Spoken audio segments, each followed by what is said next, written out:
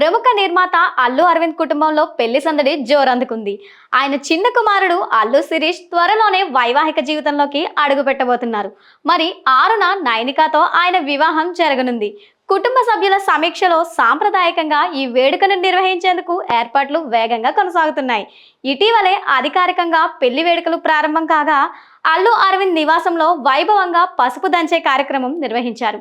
ఒకవైపు కుటుంబంతో కలిసి బంధుమిత్రులను స్వయంగా ఆహ్వానిస్తూనే మరొక వైపు సన్నిహితులకు బ్యాచిలర్ పార్టీలను కూడా ఏర్పాటు చేస్తున్నారు.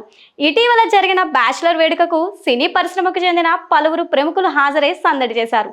ముఖ్యంగా అల్లు అర్జున్ ఏర్పాటు చేసిన గ్రాండ్ పార్టీకి రామ్ చరణ్, ఉపాసన దంపతులు హాజరు కావడం సోషల్ మీడియాలో వైరల్ అయింది.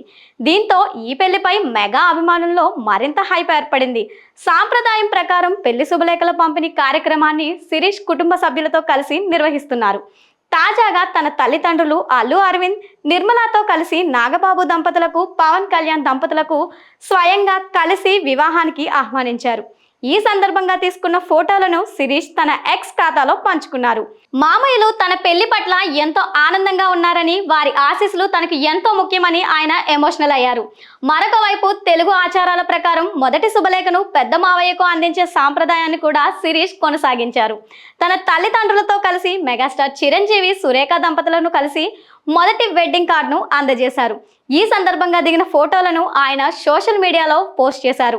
సాంప్రదాయాన్ని పాటించడం ఆనందంగా ఉందని తెలిపారు.